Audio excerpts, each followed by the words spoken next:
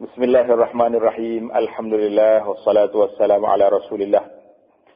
Nabiyyina Muhammad ibn Abdullah wa ala alihi wa sahbihi ajma'in, amma ba'd. Sambungan pelajaran kita dalam kitab Muqaddimah Aqidatul Muslimin. Muqaddimah itu makna permulaan.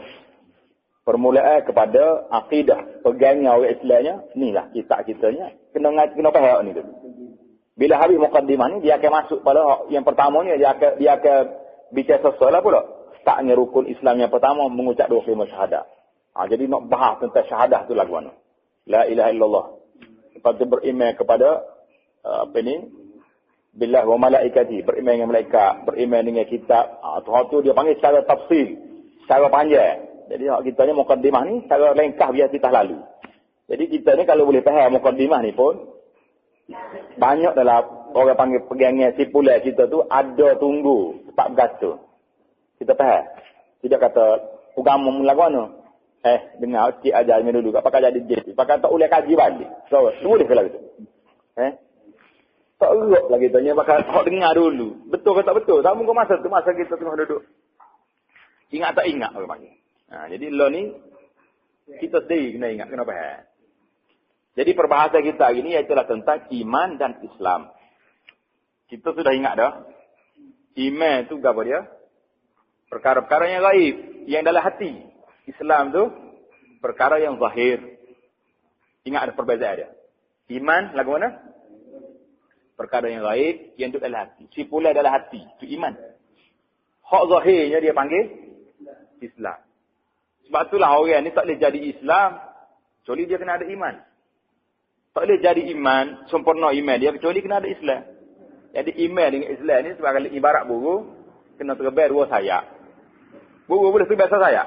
Jatuh lebok lah dia. Jadi iman dengan Islam dua beradik kembar yang tak boleh berpisah. Jadi ada orang Islam saja. Iman tak ada. Ada. Dia semaya tapi tak percaya pada Islam. Sudah semaya, royak Islam ni sekat semaya ya. Orang lain tak boleh. Tak ada. Ada orang iman saja. Percaya tu yang ada. Semaya ada. Maksiat buat. Itu pun satu penyakit lain pula. Jadi kita tak nak. Kita nak Islam dengan iman ni dua beradik kembar yang tak boleh berpisah. Jalan sekali semua. Tersebut dalam hadis sabda Rasulullah sallallahu alaihi wasallam kepada rombongan Abdul Qais. Abdul Qais ni mari jumpa Nabi sallallahu alaihi wasallam. Dia kata apa?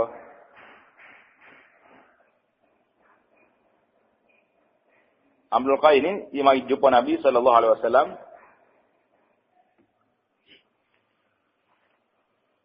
Jadi Nabi kata apa? Amurukum bil imani billahi wahdah. Atadruna mal imanu billahi wahdah? Syahadatu an la ilaha illallah wahdahu la syarika lah. Wa iqamus salati wa ita'uz zakah. Wa an tu'addu khumusa ma ghanimtum. Muttafaqun alaih. Jadi maksud dianya, aku menyuruh kamu beriman dengan Allah yang Maha Esa. Nabi kita ajak pada rombongan ni, aku suruh kamu beriman kepada Allah Ta'ala yang Esa. Tak boleh bimbing orang lain, bimbing Allah saja. Adakah kamu mengerti apa dia yang dikatakan beriman dengan Allah yang Maha Esa itu? Jadi soalan Nabi tanya pula, kamu tahu ke apa dia beriman dengan Allah Ta'ala tu? Apa dia benar beriman dengan Allah? Tahu ke tak tahu? Iaitulah penyaksian. Nabi kita urah balik. Maksud beriman dengan Allah Ta'ala itu iaitulah penyaksian bahawa tidak ada Tuhan yang sebenar yang berhak disembah melainkan Allah yang Maha Esa. Maknanya beriman dengan Allah Ta'ala itu maksudnya Allah Ta'ala sahaja yang berhak disembah. Tidak ada sekutu baginya. Yang kedua mendirikan sembahyang. Mula-mula start kena beriman dengan Allah Ta'ala dulu. Tak ada sekutu, tak ada syirik. Sekutu itu makna syirik. Yang kedua mendirikan sembahyang. Yang Nabi kita ajar sebahagian daripada rukun Islam. Mengeluarkan zakat dan menunaikan 1/5 daripada harta rampasan perang. Ini kita tak ada dengar kali. Zakat tak ada dengar. Kaji buat. Tapi harta rampasan perang ni macam mana pula? Jadi boleh jadi masa tu zaman orang berjihad. Jadi bila orang perang berjihad, boleh harta kita kata sejuta. Dengan barang-barangnya, dengan hambanya, dengan senjatanya dapat sejuta penilaian. Jadi 1/5 kena keluar kepada Allah dan Rasul. Mana ambil 1/5, bayar dulu. Macam kita, kalau kita, harta kita boleh nego ni, zakat. Harta rampasan perang ni, 1/5 dipanggil lillah. Al-Khumus dipanggil. 1/5. Maknanya kalau boleh sejuta, 1/5 daripada sejuta berapa? 200,000. 200,000 ambil, tabung, masuk tabung kerajaan. Cabut. Untuk kerajaan, lillah wali Rasul. Untuk nak buat apa-apa lah. Nak buat bagi patung miskin, bagi ke surap. Yang mana buat pembangunan, untuk kerja-kerja, pengurusan. 800,000 lagi, bagi kepada orang-orang yang hadir peperangan hari itu. Mana kalau perang itu boleh berapa orang lagi? 8,000 orang. Boleh 1 biasa kali. Begitulah. Mana kalau pergi 80 orang, banyaklah bolehnya. Jadi, atas bilangan orang. Yang pentingnya 1/5 itu kena bayar kepada kerajaan. Dia panggil khumus. Lillahi wali Rasul. Untuk pengurusan apa-apa saja yang ada. Putih boleh, pahala boleh. Dan untuk keluarga Nabi, keluarga yang terdekat yang tak boleh terima zakat, dia boleh terima khumus. Hadis ini memberi faham kepada kita betapa adanya hubungan yang erat di antara iman dan Islam. Jadi kita bukan nak bila rukuk iman Islam, sesadah kita bila baru ni. Nak rakyat di sini, Nabi sebut 2. Iman, salat, zakat. Jadi, di mana Islam itu sendiri menjadi salah satu prinsip iman. Jadi kalau orang tak beriman, dia tak buat. Dan iman itu pula dilahirkan dengan Islam secara amali. Faham dah kita? So, akan terima Islam ni, amal yang kita buat ni, kalau orang ni tak ada iman, dia pergi zakat. Cina, token besar, kalau keren ni, zakat kepada orang. Boleh? Ambil lah duit dia zakat tu. Tapi jadi ke tak jadi? Tak jadi sebab dia tak ada iman. Dia tak beriman. Jadi, tak boleh. Tak cukup syarat. Jadi, secara amalinya Islam. Tapi, amali tak amali pun, kalaulah dia tidak beriman, tak terima. Tak terima. Dengan iqrar syahadah, mengerjakan ibadah dan melaksanakan hukum syariat dalam semua perkara. Bukan kata ibadat, muamalat, nikah kahwin saja. Hukum syariat apa-apa saja pun. Bak undang-undangnya, bak jual belinya, bak pergaulannya, bak pakaiannya, itu dipanggil undang-undang syariat. Kita ni bila sebut undang-undang syariat, jangan ingat hudud saja. Tengah orang kita ni, bila sebut cakap, nak laksana hukum duduk kat tangan. Apa hidup kat tangan, kat tangan. Kat tangan ni untuk orang curi. Kalau orang tak jahat nak kat apa tangan dia? Tak ada. Tak ada kat tangan orang koksi. Islam ni bukan makan sup tangan. Itu cara dia. Lepas tu, kalau orang Tina tak tutup kepala, kerak kepala dia.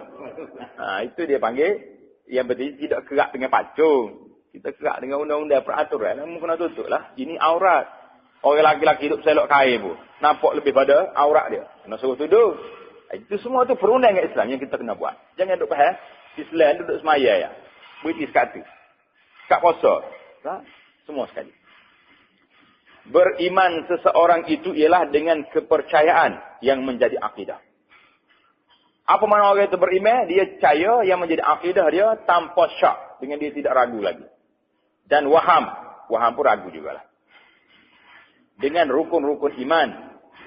Dan Islamnya seorang itu ialah dengan pengakuan serta amalan yang menjadi tanda kepada kita.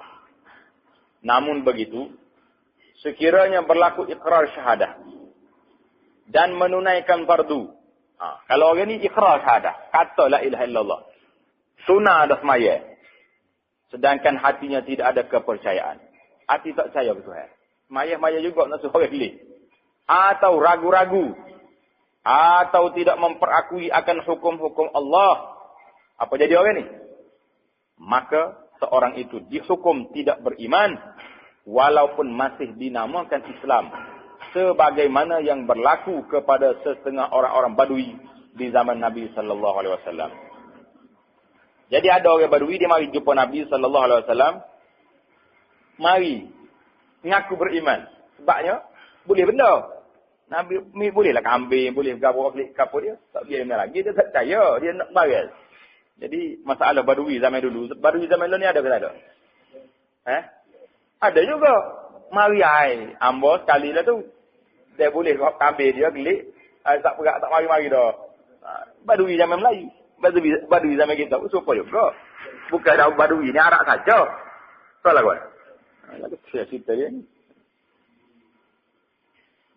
Habislah kita masuk dalam bab yang ke-8. Iman tidak boleh dibahagikan. Dibelah bahagikan.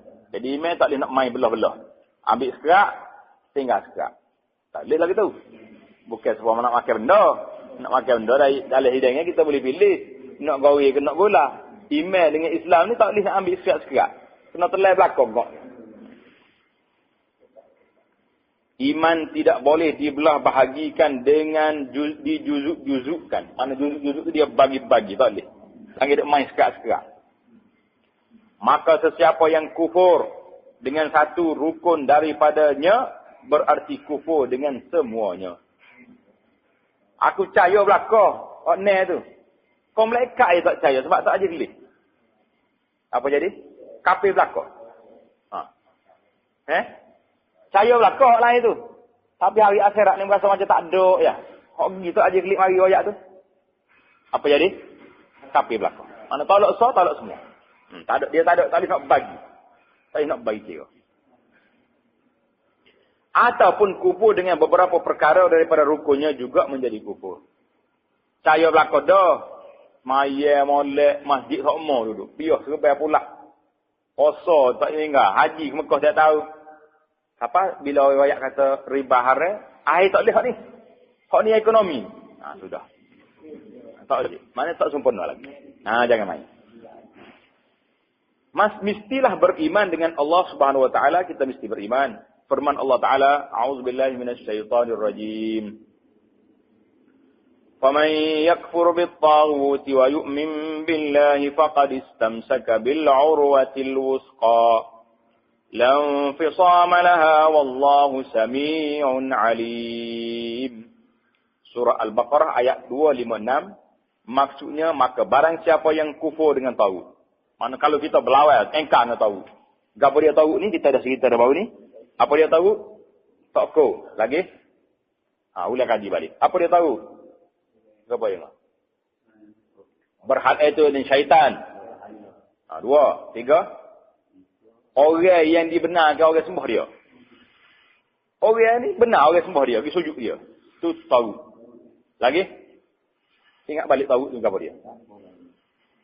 Tahu lagi? Iaitulah pemerintah yang tak mahu laksana hukum Islam.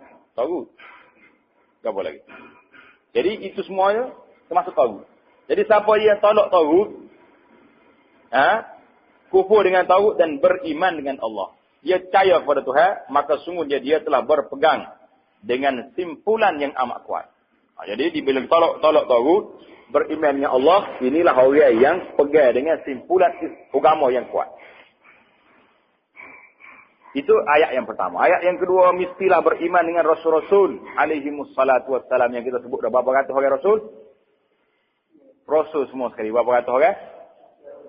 300. Dah tu Nabi ni Rasul. 313 orang.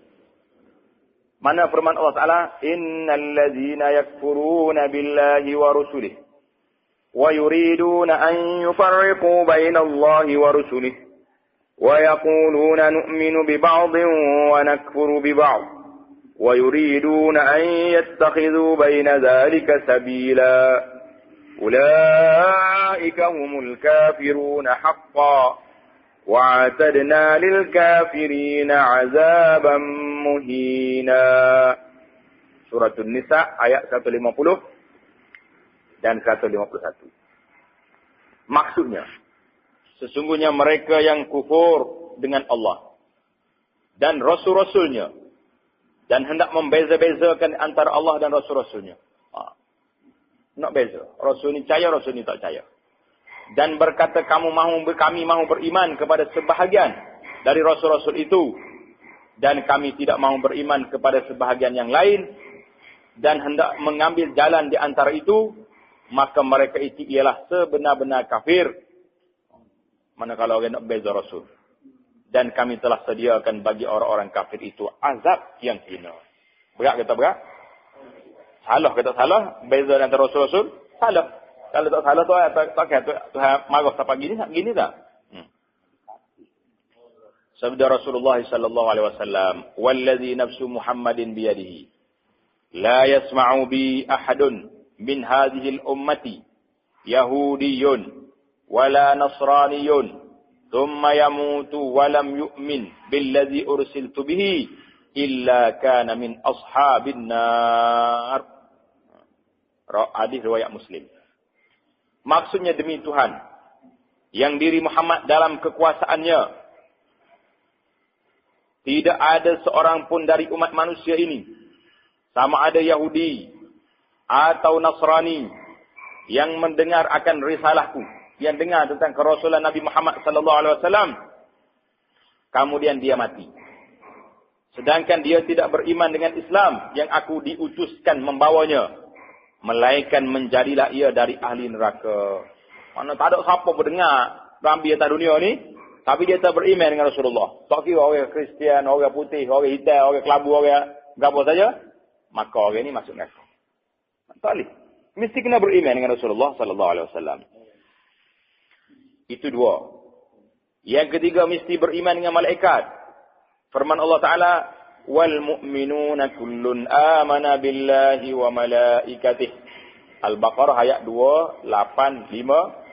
Maksudnya demikian pula orang-orang yang beriman, semuanya beriman kepada Allah dan malaikat-malaikatnya. Orang beriman kepada Allah dan malaikat. Tak ada lagi dah. Firman Allah Ta'ala lagi, "Man kana aduwwan lillahi wa malaikatihi wa rusulihi wa Jibril wa Mikal, fa inna Allaha aduwwun lil kafirin." Al-Baqarah 98. Maksudnya barang siapa yang menjadi musuh Allah, musuh malaikat-malaikatnya, rasul-rasulnya, Jibril dan Mikail, maka sungguhnya Allah adalah musuh orang-orang kafir. Maknanya kalau dia musuh dengan malaikat, musuh dengan Tuhan adalah. Tak boleh nak pisah. Dalil kita ini, kita bawa satu-satu. Dalil yang menunjukkan tak boleh pisah di antara semua rukun iman. Itu kena percaya belakang. Habis kita. Bermestilah beriman dengan kitab. Firman Allah Ta'ala, "Ya ayyuhallazina amanu, aminu billahi wa rasulih, wal kitabil ladzi nazzala ala rasulih, wal kitabil ladzi nazzala ala rasulihi, wal kitabil ladzi anzala min qabl." An-Nisa 136. Maksudnya, wahai orang-orang yang beriman, tetapkanlah iman kamu kepada Allah dan Rasulnya dan kepada kitab Al-Quran yang telah diturunkan kepada Rasulnya Muhammad sallallahu alaihi wasallam. Dan juga kepada kitab yang telah diturunkan dahulu daripada itu. Maknanya, ini ayat dalil kena beriman dengan apa? Dengan kitab. Sabda Rasulullah sallallahu alaihi wasallam. An Ibni Abbas radhiyallahu ta'ala anhuma, أن عبد الله بن سلام وجماعة من قومه أتوا رسول الله صلى الله عليه وسلم فقالوا يا رسول الله إنا نؤمن بك وبكتابك وموسى والتوراة وعزير ونكفر بما سواه من الكتب والرسل. فقال رسول الله صلى الله عليه وسلم بل آمنوا بالله ورسوله Muhammadin wa bi kitabihi al-Quran wa bi kulli kitabin kana qablahu. Rawahu Imam As-Sa'labi. Maksudnya daripada Abdullah bin Abbas radhiyallahu taala anhuma, bahawa Abdullah bin Salam ni orang bekas kepada ketua padri Yahudi di Madinah. Ketua Yahudi. Tapi dia masuk Islam. Dia ni di antara orang Yahudi yang masuk Islam. Dia dan serombongan dari kaumnya datang menghadap Rasulullah sallallahu alaihi wasallam. Lalu mereka berkata, "Ya Rasulullah, sesungguhnya kami beriman kepadamu dan kitab Al-Quran yang diturunkan kepadamu, dan kepada Nabi Musa, dan kepada kitab Taurat, dan kepada Uzair." Ini ya dia percaya. Dan kami kufur terhadap yang lain dari kitab-kitab dan rasul-rasulnya. Hak lain tak percaya belakang. Pandai kata ada cara tu? Maka Rasulullah sallallahu alaihi wasallam bersabda, Nabi kita jawab, bahkan kamu hendaklah beriman kepada Allah dan Rasulnya Muhammad sallallahu alaihi wasallam dan kitabnya Al-Quran dan pada tiap-tiap kitab yang diturunkan dahulu daripadanya. Tak boleh kena pergi belakang. Jadi tak boleh nak pisah. Mestilah beriman dengan hari akhirat. Firman Allah Ta'ala, وَقَالُوا إِنْ هِيَ إِلَّا حَيَاتُنَا الدُّنْيَا وَمَا نَحْنُ بِمَبْعُوثِينَ وَلَوْ تَرَى إِذْ وُقِفُوا عَلَى رَبِّهِمْ قَالَ أَلَيْسَ هَذَا بِالْحَقِّ قَالُوا بَلَى وَرَبِّنَا قَالَ فَذُوقُوا الْعَذَابَ بِمَا كُنْتُمْ تَكْفُرُونَ. Surah Al-An'am ayat 29 dan 30. Maksudnya, dan mereka berkata, hidup hanyalah kehidupan kita di dunia sahaja. Apa dia katanya? Orang kafir dia hidup untuk makan. Bukan makan kerana hidup. Kita orang Islam ni makan kerana itu. Orang kafir hidup kerana makan. Tu dia kerja siang malam tak ada kerja. Cak makan. Kita Islam makan kerana hidup. Apa makan? Hidup lagi. Kalau mati tak makan dah. Jadi dia kata apa? Hidup hanyalah kehidupan kita di dunia sahaja dan kita sekali-kali tidak akan dibangkitkan. Dia tak percaya kiamat. Dan seandainya kamu melihat ketika mereka dihadapkan kepada Tuhan mereka waktu dia nak mati, firman Allah Ta'ala, bukankah kebangkitan ini benar? Aku ayat ada ke hari kiamat? Ada. Ada ke tak ada? Ada. Mereka menjawab, bahkan sungguh benar demi Tuhan kami. Jadi hijrah benar masa tu. Benar masa nyawa duduk lekuk. Saya dia. Firman Allah berfirman, maka rasakanlah azab ini disebabkan kamu mengkufurinya. Tu yang kata rasakanlah azab. Dah mengkufur sangat, simon. Tak usah duduk kecik banyak. Tak ada faedah dah kecik banyak. Ada faedah lagi? Ada. Sabda Rasulullah sallallahu alaihi wasallam, la yu'minu 'abdun hatta yu'mina bi arba'in. Yashhadu an la ilaha illallah wa anni rasulullah ba'athani bil haqq wa yu'minu bil maut wa yu'minu bil ba'thi ba'dal maut wa yu'minu bil qadari, rawahu Tirmizi. Maksudnya, seorang itu tidak menjadi mukmin sehingga dia beriman sekurang-kurangnya kepada 4 perkara. 4 perkara ni kena percaya. Iaitu meyakini bahawa tiada Tuhan yang berhak disembah melainkan Allah. Ini asaslah. Dan bahawa aku ialah Rasulullah yang diperutuskan membawa kebenaran. Percayakan mati dan percayakan kebangkitan sesudah mati, serta percayakan qadar. Ini adalah antara rukun iman yang disebut sebahagian daripadanya. Yang seterusnya beriman dengan qadar. Beriman dengan qadar. Firman Allah Ta'ala, inna kulla syai'in khalaqnahu biqadar. Suratul Qamar ayat 49. Maksudnya sesungguhnya kami mencipta segala sesuatu menurut ukuran. Qadar, ukuran tertentu dah. Tak lain dah. Ukuran umur kita 60 tahun, 70 tahun. Boleh lebih pada tu. Tak pergi dah dianya. Sekali. Tak usah tarik. Kalau tarik dengan wayar di hospital. Tak berapa hari doktor nak jaga dengan wayar. Tu alat-alat dia isi tu. Anak kita pun tak ingat ada bayar. Ada banyak-banyak. Padahal doktor kalau umur dia sekat juga. Tak. Firman Allah Ta'ala lagi, وَمَنْ يَتَّقِ اللَّهَ يَجْعَلْ لَهُ مَخْرَجًا وَيَرْزُقْهُ